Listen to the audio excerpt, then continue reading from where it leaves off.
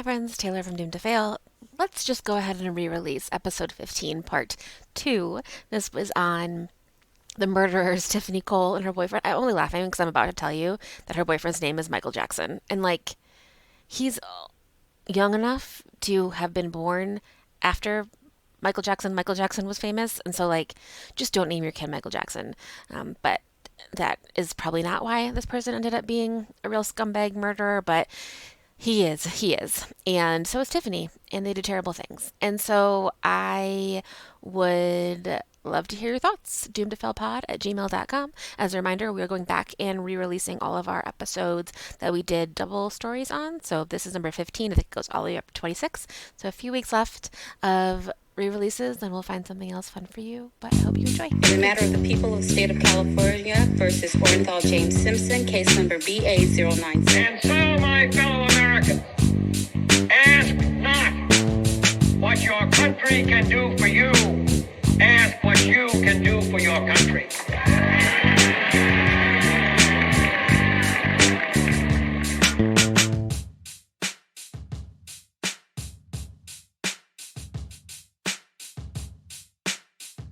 There's tons of other people. Wild stuff. Wow.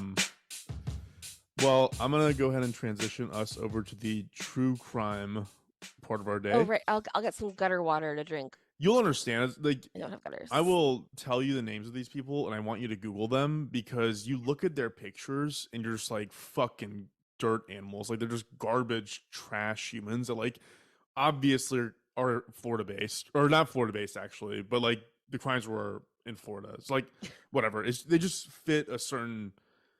I'm actually gonna the red flag here is specifically about this relationship where it's if you know if the person you're dating is sewage water personified, just don't. And then he's I have a plan to get us rich. Just don't listen to him. Oh no. Maybe he's just fun. Maybe just a fun dude that you hang out with. Maybe you ride the back of his motorcycle. Fine, do that. But if there ever comes this time where you're scheming or drafting plans, that's when you cut bait and run. That's definitely fair. Don't scheme. Yes. Yeah. So, well, I'm segueing too far into it. So I'm gonna start with the outline, and then we'll talk our way through this. So, I will say this past week has been rather interesting. So it's been conference season in the political tech land, and so last week I attended one that was in Austin, and I have another one in Denver, and then the following one in Palm Springs, where I hopefully get to see you. Mm-hmm. And I kind of feel terrible saying this, but a fun thing also happened last week in the middle of all these conferences, which was this renewed interest in an Austin serial killer. Well, let's not say renewed. So more so initially, there was initial suspicions that Austin had a serial killer, and now more and more people are getting involved saying, yes, there is right now? Right now. We're living in this moment right now, which is I shouldn't be so excited about it. I know No, it's these exciting. people had families and God love them, but it is kind of awesome to be in the middle of it, unless I'm a victim. But apparently, so between 2008 and now, about 30 men in their 20s to 40s have been pulled from what is now called Lady Bird Lake. It used to be called Town Lake. Basically, it's that iconic lake in the middle of central Austin that people paddleboard on. Uh-huh. The police aren't really saying much, which is they're just basically saying these are drunk accidental drownings. Yeah, no.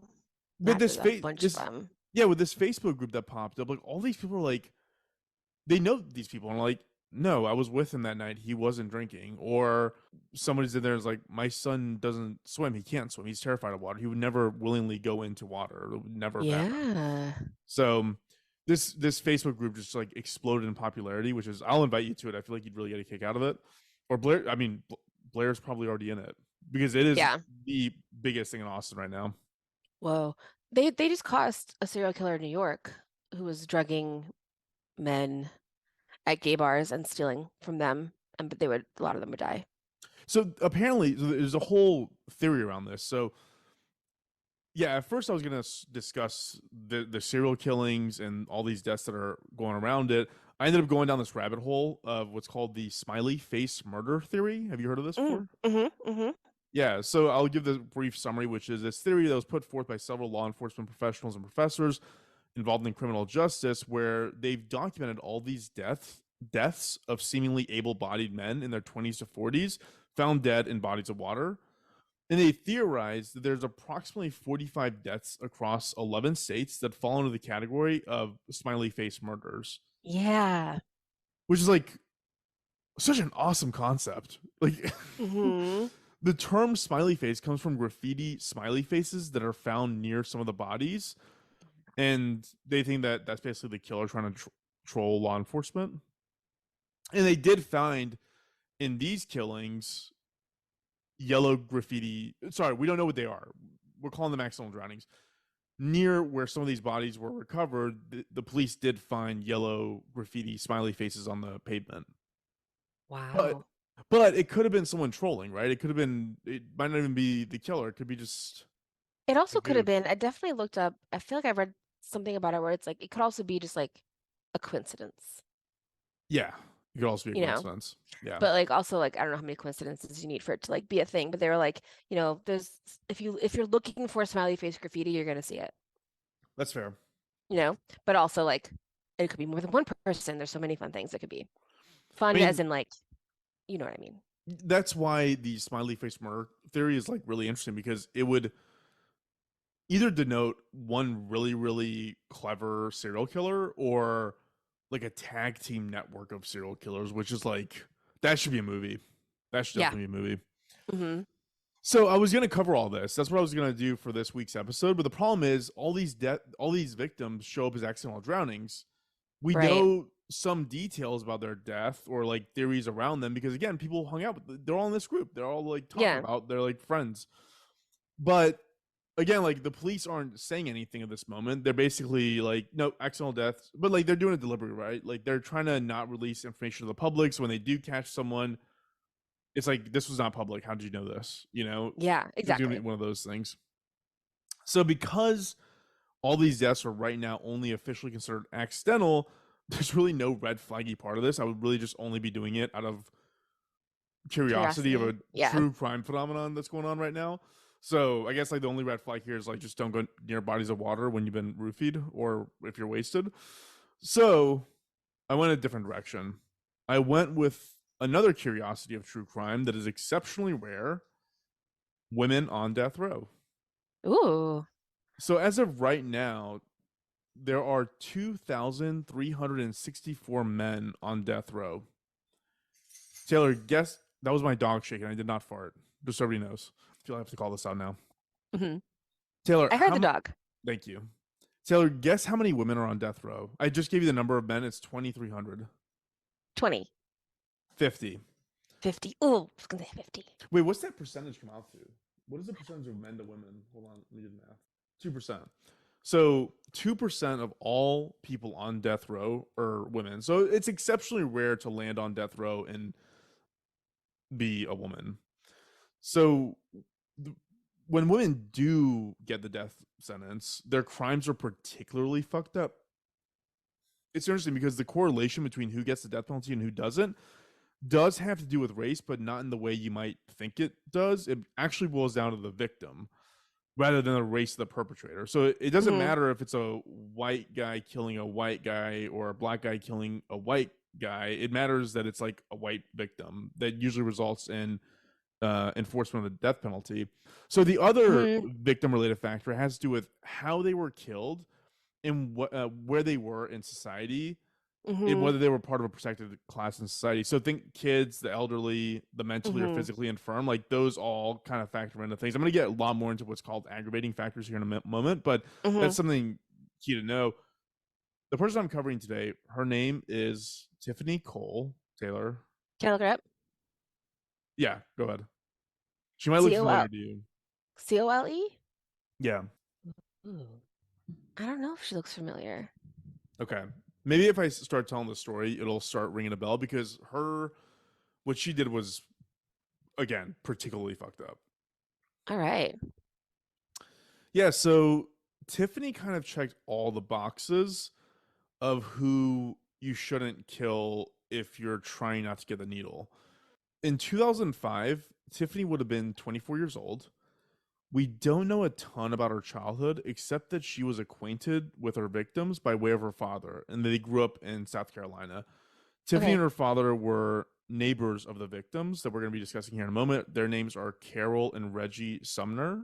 So the Sumners had planned, because at this time they're living in South Carolina, the Sumners had planned to move to Jacksonville, Florida and sell their house. And in the middle of selling stuff away, they actually sold their old car to Tiffany before they moved. Hmm. They apparently had a really, really good relationship because they also let it be known that if Tiffany was ever in Jacksonville, to look them up. They basically treated her like their granddaughter in many ways. And just so you Yeah, know, the Sumners were in their 60s and not doing great health wise. they look very sweet. She, Carol Sumner, looked at the smile on her face is so infectious. Yeah, they really look like just like your typical old couple, old white couple, Yeah, they seem and happy. they They look seem very normal. lovely. Yeah. Yeah, yeah. In April of 2005, Tiffany got involved with a guy whose name is kind of unfortunate. It's Michael Jackson, is the name of the guy. And yeah, I Why would you know. do that? You already knew. Like, if there's a famous Michael Jackson, it's over for everybody else. Yeah, yeah, Okay, yeah. Which, fine. like, for SEO purposes, also just a terrible name. They just didn't foresee how big SEO is going to be. I knew a But Heather Locklear in high school. Poor thing. really, Yeah. Oh my God, I felt so bad for her. that's tough. It sucked. Yeah. But their parents deliberately named her Heather, right? I know, that's what I'm saying. Yeah. Yeah, Like this Michael Jackson parents didn't had not heard of Michael Jackson. yeah. If I ever become, if I mean, when this podcast makes us famous, You know. There's gonna be so many farmer soaking sandwiches around the so world. many Farmer Soakin' sandwiches. It's It'll just be gonna be the ridiculous. hot name on the I list, the know. number one boy baby boy list in America is farmer soaking sandwich. The whole thing, not just your first name. Yeah, I know.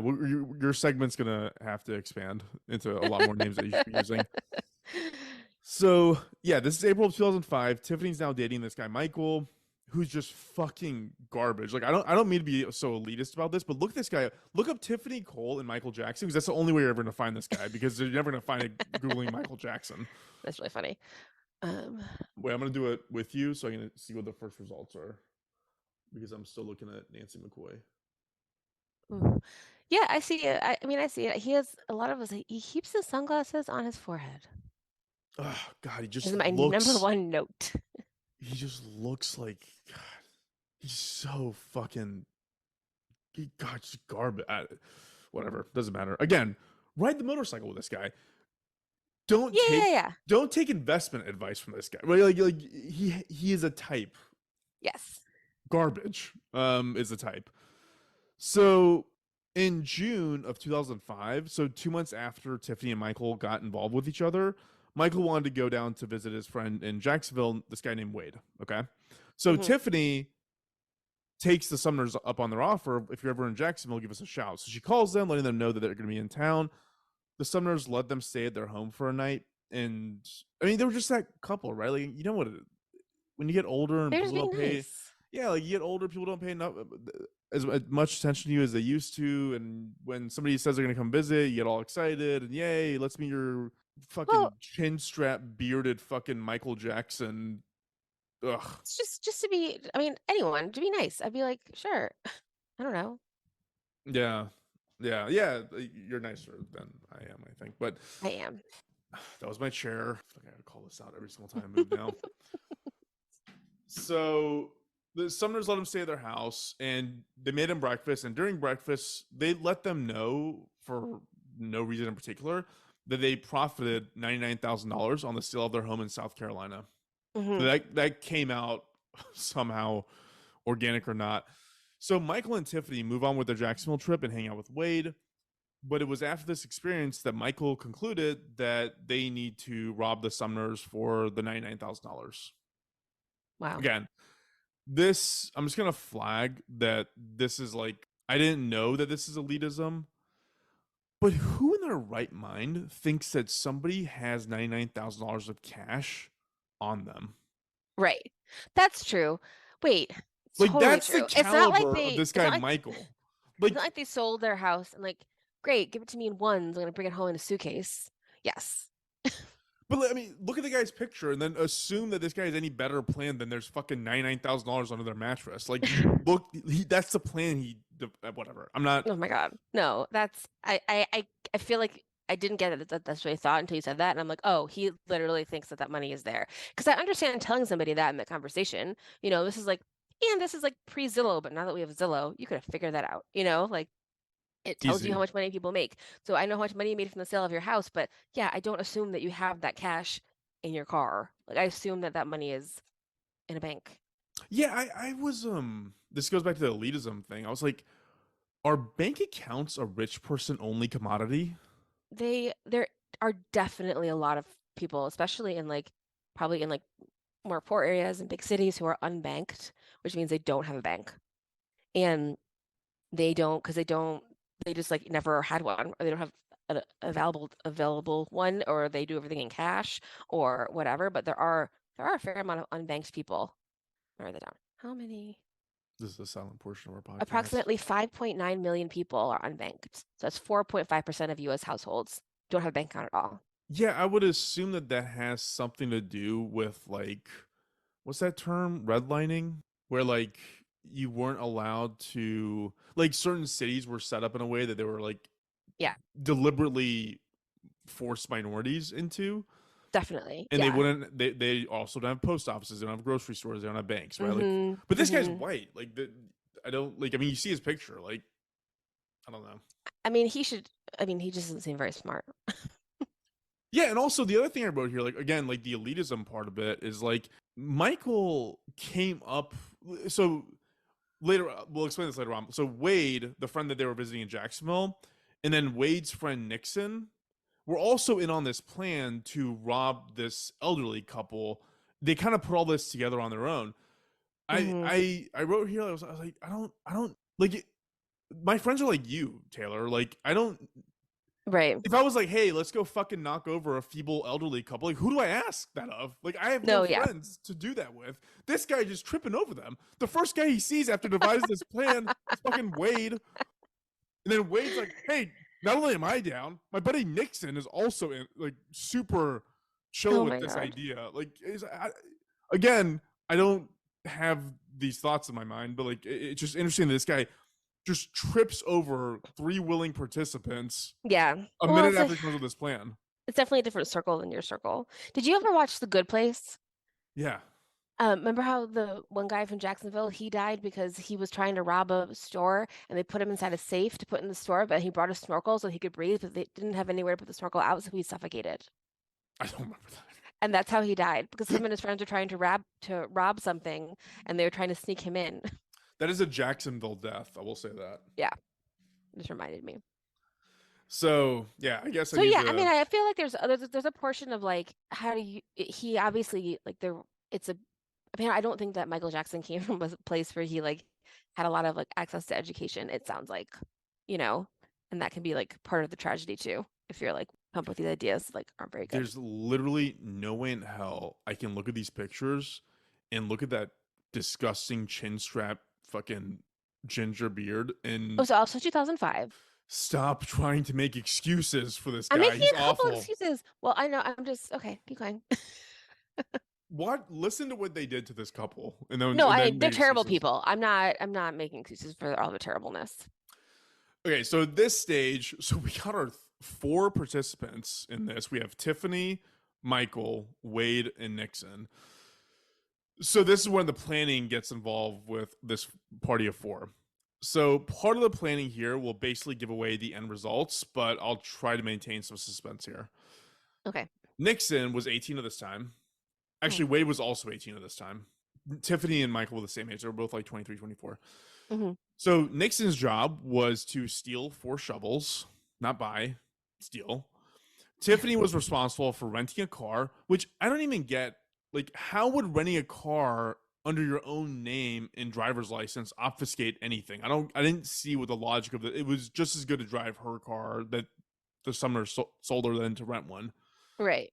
Then the four of them went to find a remote location in Georgia, right across the Florida border, and dig a giant hole, basically. This part of the country is terrifying. It is so hot. It's so humid. It's Hmm. so full of mosquitoes and animals that you hear in the distance that you don't want to come across. It is terrifying. Oh my God, like alligators and snakes. Yeah, like on in a moonless night, like there's nothing, like you see nothing. It is Mm-hmm. just swamp.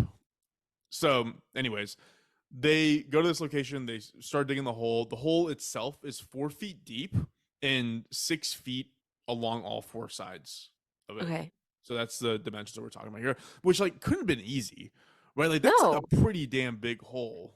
no, I've been planting flowers and digging like a little. Well, I'm also on like pure sand, but it's hard.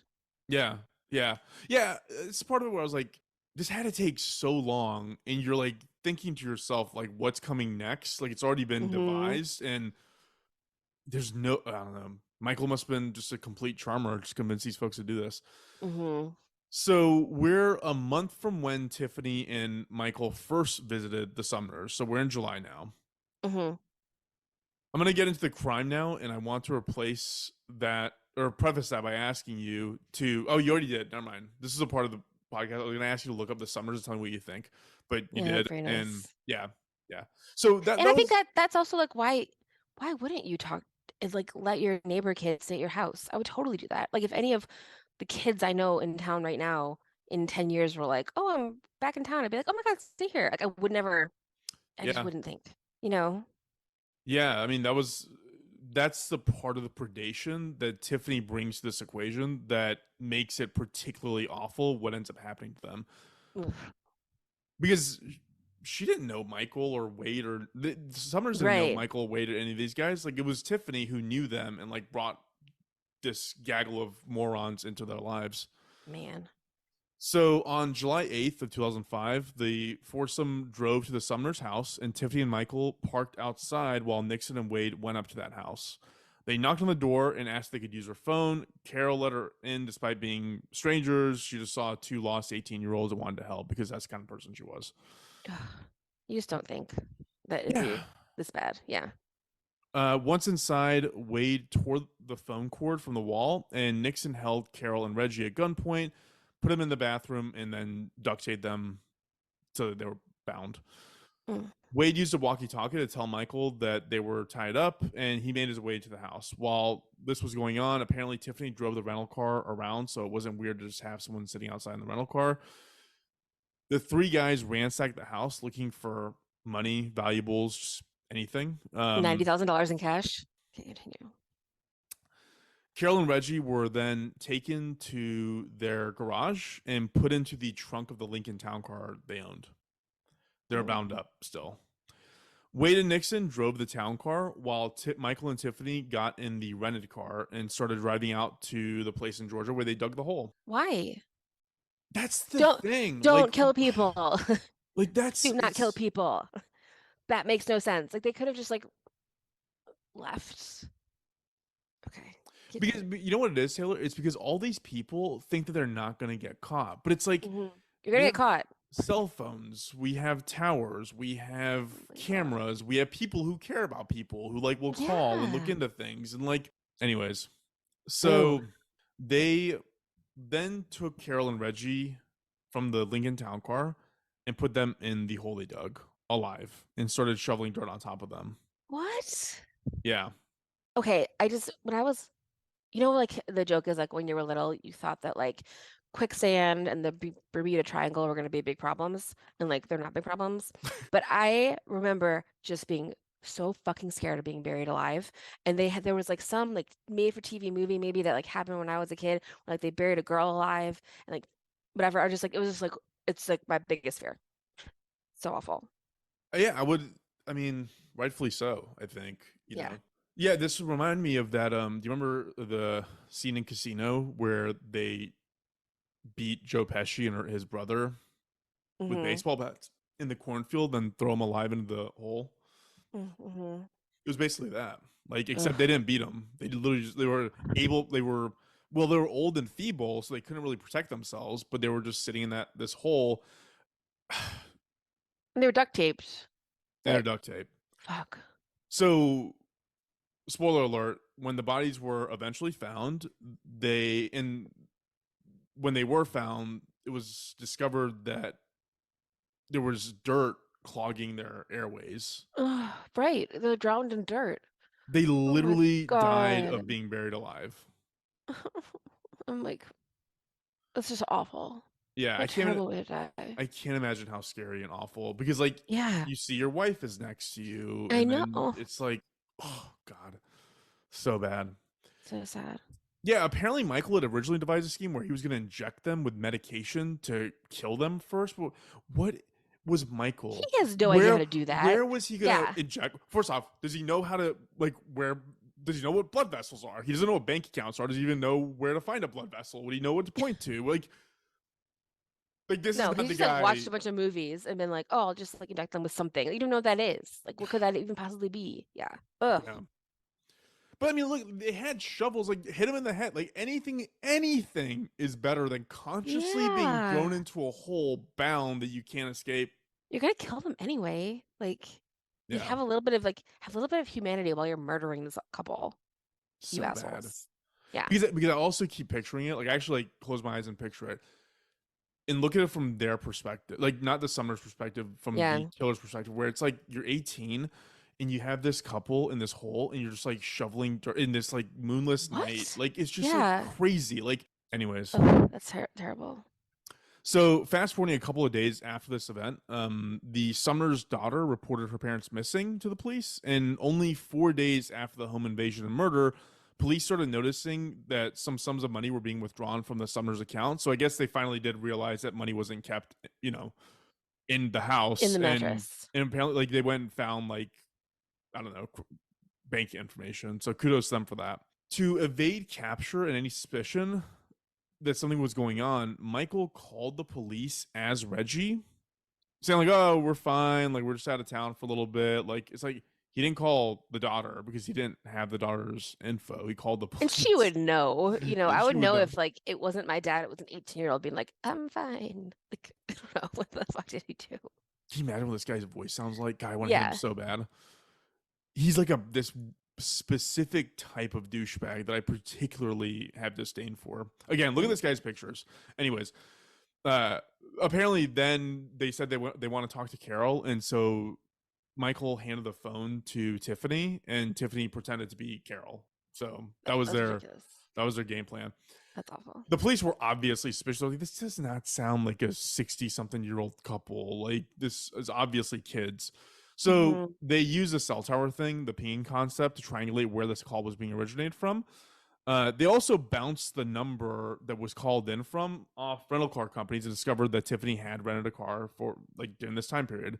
So the police assessed that okay, it's gonna be from like this region of the city because cell tower data isn't precise, right? It just gives you a rough approximation. So police drive around, they know what the car is that she'd rented, and then they look for that in this area and they find them. So Hmm. they were all holed up in a hotel while Michael, Wade, and Tiffany were holed up in a hotel, and there they found all the Sumner's info, like the shit that they stole from their house, basically. Hmm. So obviously they had enough at this point to arrest them. Nixon was the only one with the decency to plead guilty. Again, he was only 18 and really like the least involved in any of this. Wade just sort of dragged him into it. Michael and Wade were found guilty of 2 counts of first-degree murder and given 2 death sentences each. Tiffany was convicted of 4 counts of first-degree murder, 2 counts of kidnapping, and 2 counts of robbery, and she also got 2 death sentences. But they tacked on stuff too, right? It's like 15 years for the kidnapping. Right. 20, it's like who cares? You got the death sentence. Like it doesn't matter. Right.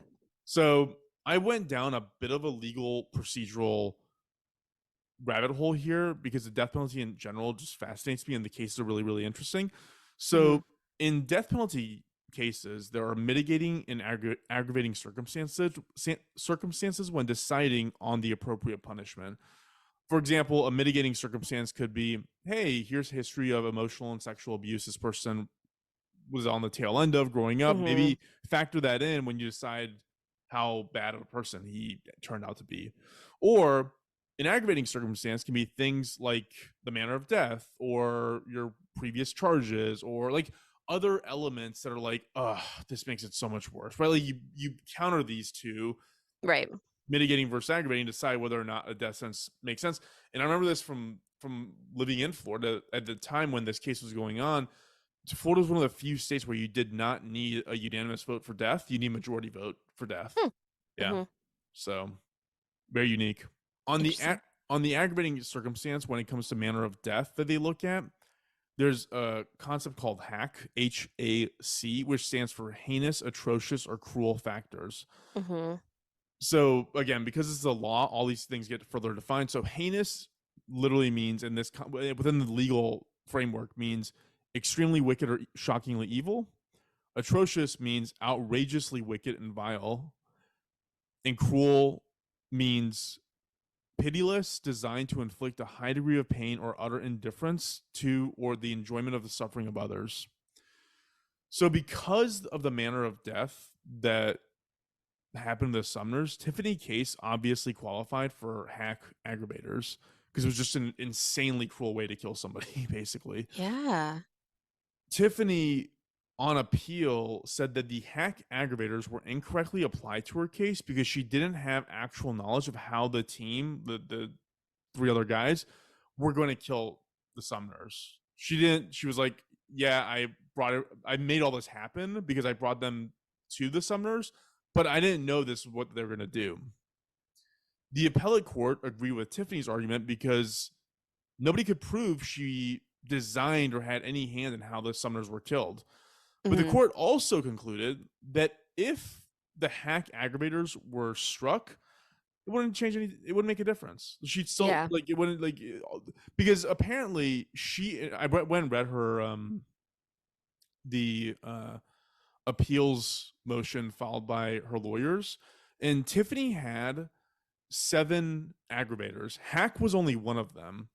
So Hmm. the other aggravators that she had were having previously being convicted of another capital felony because legally, like one died. They didn't die at the same time because like you can't prove any of that. So like Hmm. because one was after the other, in sequential order, she was already convicted of a capital felony, even though it was the same murder, right? Oh my God. The murders were committed in the course of a kidnapping, which she did get 15 years for, so though she was convicted of that. The capital felonies were committed in a cold, calculated, and premeditated manner. Definitely that. They were committed for financial gain. Definitely that. They were committed to avoid or prevent a lawful arrest because the Hmm. assumption was we'll kill them and then nobody will know we did this, right? Right. And the one I mentioned to you before, the very top of this, was the victims were particularly vulnerable due to advanced age or disability. So Hmm. that's a big aggravator right there. It's like you took advantage of the weakest of society, like you deserve the worst of society. What are what are these pictures of them like in a limo drinking champagne? Was that after they Yeah, stole that that was after money? this. Yeah, yeah, Ew. such garbage humans. Like, You just Can you buried two believe? people alive and you're like, oh, here I am in a limo drinking champagne, like being proud of myself. Fuck you. Oh my God. Like holding cash in this Yeah, limo. yeah. Gross. She's holding cash in her teeth, and Michael's flashing a champagne. It's like what you did to these people is just fucking Yeah. reprehensible. Wow. And you're so Terrible. proud of yourself. I know. Look how proud of themselves they are. Ugh. Yikes. Yikes. Anyways, just looking at this guy's picture makes me so fucking angry. This is a terrible story. This is terrible. Like, there's a part of me that like maybe I'm so prejudiced towards the guy and I hate him so much that it's clouding my judgment. I mean, would any girl get fooled by this guy that like I he's mean, gonna come up with a plan like that? Like, it's the like I feel like the whatever, like he's just like a certain type of guy in 2005. Like that's not it. I think the plan thing is like, yeah, nobody you know is a mastermind criminal. yeah, You know what I mean? And it's especially like, not this guy. and you're not gonna just stumble on them. Like, you're gonna recruit a team like Ocean's 11, right? Like, you have to go Exactly. find these people in Paris and Italy. Like They've this, done it before and they've never been caught before and you're not like gonna all these things. stumble on this peer group in Jacksonville. Anyways, No. so long story short, so the fact that the appellate court reasoned that look, we'll strike the hack, but you have 6 other aggravators that on their own would never have made a difference to your case. Like it would have, you still would be here. So Right. we strike one of your aggravators. So legally, she won that argument, but they reaffirmed the sentence and the conviction. So she's still on death row. Wow. Yeah, yeah. All three of them. Nixon's the only one who kind of got out of it because he Keep, was just a stupid kid and didn't just listen yeah. to, like, he was already the momentum was already in motion with or without him. So that's why they kind Hmm. of yeah, I'm still looking at these pictures of the couple. They're so sweet looking. Poor things. They just were like normal people who trusted their neighbor because why wouldn't you? And then this. Ugh. That picture of her in that gray jumpsuit with the cornrows, it like Yeah. she looks like weirdly sinister in that one. Yeah, that one's a lot. Anyways, that's my story, Taylor. It sucks. It's awful, but yeah. God, they only killed how wait, so when how do they find them? Like obviously Well, like it was really easy, but what was that like? yeah, Like where were they? they went to the hotel because they triangulated because they knew when they called the police to say y'all are looking for us, we're fine. But it's like this guy calling you. Like he doesn't Right, like they knew. sound yeah, he doesn't sound like a 65-year-old man who's probably chain smoked his entire life. Like, Mm. and then Carol is just Tiffany on the phone. Like, of course it just they're probably giggling to each other while they're doing Yeah, yeah, this. yeah. Oh, totally. They totally are. They're so proud of themselves. Like, oh my God, we're so smart. I can't believe we're gonna get away with this, all this money that we stole. They rented a limo. That's so dumb. Oh my god. I just realized that Michael has a neck tattoo. Oh man. And he's wearing a ruby and gold pinky ring. Why Ew. would you look on That is really funny. dating advice Um, by far is literally just look at this guy, and if the guy you're with gives you any of the same vibes, like get away from him. that's fair. That's fair. And you're not dating a criminal mastermind. They're so hard to find. They're Criminal so hard to masterminds find are incredibly hard to find. Like, because they're criminal masterminds.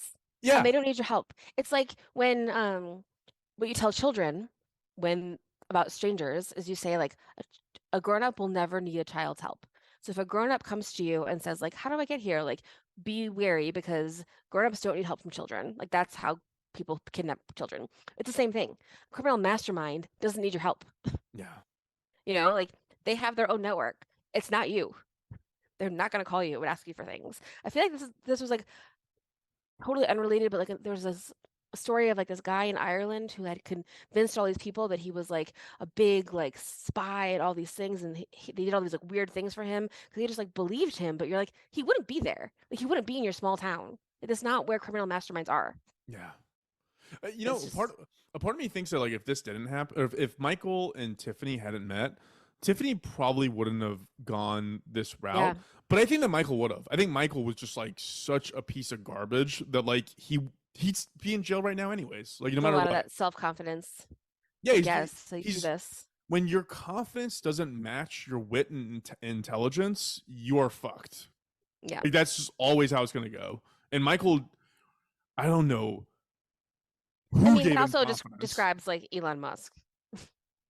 Elon Musk is a billionaire 100 times over. He But he could has a buy lot of and sell. self-confidence and makes a lot of weird decisions. How are you classifying this guy and Elon Musk in the same breath? Like, I don't know. What would Elon Musk be like if he had been poor? Maybe this guy. no, Elon Musk is a genius. This guy probably doesn't even know how to tie his shoes. Like, What would this guy be like if he was rich? he couldn't get rich because he's too stupid No, looking. Elon Nobody's Musk that isn't rich because stupid he looking. because he was rich from the beginning. That wasn't. He started the PayPal mafia with Peter Thiel and all those guys. No, And he became wasn't. the CEO. He's the heir of an emerald mine in Africa. That's not how he got rich. He got rich because But he invented him and Peter but he Thiel invented started off PayPal a lot and then higher sold than it this to guy. yeah, Elon Musk probably. knew what a bank account was. He probably knew what a bank account was. He probably knew that you shouldn't eat roadkill, unlike this guy. So that's true. Yeah, you got me there. It's a little bit of a different level, but Yeah, yikes. Yeah, no, this guy sucks. this Well, guy sucks. I'm glad he didn't kill anybody else. I wonder what he's. I'm gonna look up what this guy's been up to. He's so hard to find. It's like Oh my God, impossible that is to hilarious. find. It's a pretty great. That part's pretty great. Yeah, That your parents would name you Michael Jackson for fuck's sake. yeah. Fuck this kid. We don't want him anyways. Like you He's didn't gonna know about grow up to SEO have when he a was born, but still. yeah. He's gonna grow up to have a chin strap, a neck tattoo, and a ruby gold. Oh god, pinky ring. So But gross. also imagine what your life is like every time you go somewhere and they say, "What's your name?" and you have to say Michael Jackson. I don't know, man. My name was Farmar Sokensanj. He had it easier than me. No, Having a name Michael Jackson, I think is harder than Farmar Stokensanj. You think? which is the number one baby name in America. I just looked it up. Farmer Soken Sanjos, Mm-hmm. Mm-hmm. number one baby name coming to. Oh my God, she's wearing a shirt that says Diva in the back of this limousine. That's also very 2005. I'm a little bit of a 2005 apologist because it wasn't great. For no Man, one looked you, great. you were going out of Everyone your looked way to terrible. find reasons to defend these monsters. I'm just trying to counteract your stereotyping. I'm saying everyone dressed terrible in 2005. So my stereotyping is the problem here, is what you're saying. Yes, I'm trying to be a little more PC on our podcast. Okay. It's like we've been frowning so much for the past hour. I have to like go do like some ice on my face to get my face to look normal again. Because I've just been so mad and sad. I hope I don't have nightmares about being buried alive tonight. It is the ultimate nightmare. There's Hmm. like literally nothing worse. I can't think of anything you could do to someone worse than binding them and throwing them alive into a pit on the Georgia Florida border. That sounds exactly where people are buried alive. Like it is so Yes. bad. Okay, that stereotype I laugh at because yes. Oh, that's awful. I'm so sad. Oh God, I hate this guy. I gotta stop looking Hmm. at this picture. I'm getting okay. Taylor, that's my story for the week, and that's Great. Thanks why, for like I sharing. mentioned, our drink of the day was drinking fucking raw sewage water because that's what these humans were. So, Ugh, out of champagne glasses in a limo that you rented. Idiots. I just saw your text from last night about starting later, but I was already asleep. oh, it's fine. It's fine. Um, I thought it was gonna take a lot more for me to wake up this morning than it really did. I've been up since like 7 a.m. my time. oh, good for you. Yeah. Good for you. Cool. Well, thank you, Fars. Thank you, everyone who's listening. Find us on social at Doomed to Fail Pod. We're on YouTube. For reviewing on Apple Podcasts, you have to download the podcast app on like your iPhone or your Mac, and then you can find us there. And then there's like a star rating and a place to leave a review. Should we shout out Juan? Oh, his app? Yeah. Yeah. Oh, yeah, that's nice of you. My husband Juan just made an app for mental models. He's super into like thinking about better ways to think and ways to. He's been having a newsletter that goes out weekly that has mental models in it to help you kind of become a better thinker. And now he has an app. It's called Mental Models. It has like thousands of mental models in it. You can search around and see like what will help me with my like psychology, what will help me with decision making. You can save your favorites. It has dark mode. It's super cool. He made it himself. He It's available also on the App Store. has. Yep. It's called Mental Models by Juan Carlos Pinheiro. No, because he had another name on there, and I was like, where did this like fourth name come from? I've never seen The that before. Scoriasa, it's a thing in Puerto Rico that you can take your mom's last name. So Escoriasa is his mom's last name. So his full last name is Juan Carlos Pinheiro Escoriasa, just like my kids could choose to be like Pinheiro Steric later. Got it. Got it. Okay. Yeah. I will. So look it up. It's a great app. I downloaded it, and if you're even remotely interested in how to think more effectively and efficiently, and you have like a particular drive towards that, then this is. I've learned so much just like going through it. So Oh, that's awesome. 10/10 recommend. So Awesome. Yeah. Cool. Thanks for sharing. awesome. Yeah, absolutely. Well, thank you, Taylor. Have a Thank you, great rest of your Forrest. Saturday, and Thanks. thanks everyone for listening. Woo.